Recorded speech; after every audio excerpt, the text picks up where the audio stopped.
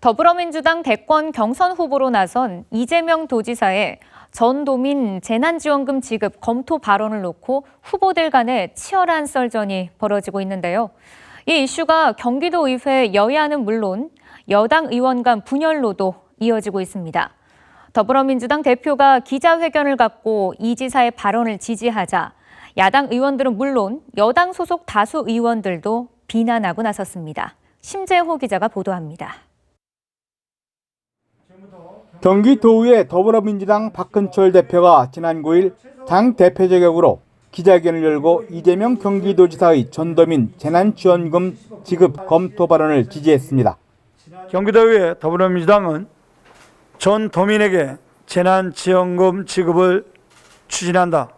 이를 위해 이재명 지사와 적극 협의해 나갈 것이다. 이에 앞서 이 지사는 지난달 말 상위 소득 12% 이상 국민을 제외한 전 국민에게 5차 재난지원금을 지급하겠다는 정부와 달리 경기도에서는 전 도민에게 100% 지급을 검토하겠다고 밝혀 대선 경선 중인 정치권 내 치열한 공방이 일고 있습니다. 이런 상황에서 박 대표는 정부가 5차 재난지원금 지급 대상에서 제외한 소득 상위 12%의 도민을 포함시켜도 경기도의 재정에 부담이 없다며 이 지사를 지지하고 나선 것입니다. 경기도의회 더불어민주당은 전도민 재난지원금 지급과 관련하여 도의 재정 상황을 면밀하게 살펴본 결과 추가 세수 등을 감안했을 때 전도민 재난지원금을 위해 도의 부담률을 높여도 재정에 무리가 가지 않는 것으로 파악했다. 하지만 박 대표의 이 같은 주장에 야당인 국민의힘과 민생당 의원들은 다음날 오전 기자회견을 갖고 경기도의 재정 부담을 우려했습니다. 이 제안대로라면 정부의 재난지원금 대상에서 제외된 상위 12%에 대한 재난지원금 재정부담 비율은 국비 0%, 도비 90%, 시군 10%로 경기도가 추가 비용으로 약 4천억 원을 부담하게 되는 것으로 추산됩니다.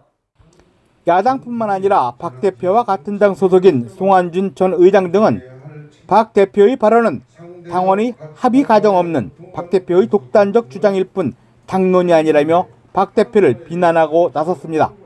전도민 재난지원금 지급에 찬성하는 기자회견을 강행한 것이 과연 민주당의 당론에 부합하는 것입니까? 경기도의 재정 상태가 양호하다고 판단하시는 것은 과연 어떤 기준에서 나온 것입니까?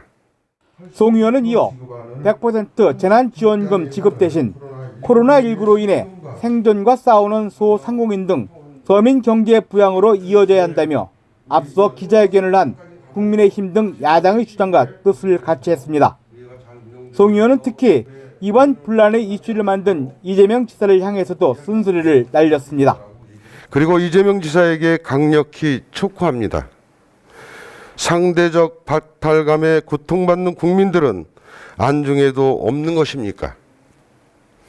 대통령 후보로 나오신 분이라면 경기도를 포함한 경상도, 강원도, 충청도, 전라도, 경상도, 제주도 등 대한민국 모든 지역의 국민들께서 처한 고통을 함께 보듬을 수 있는 정책을 펼쳐야 하실 겁니다.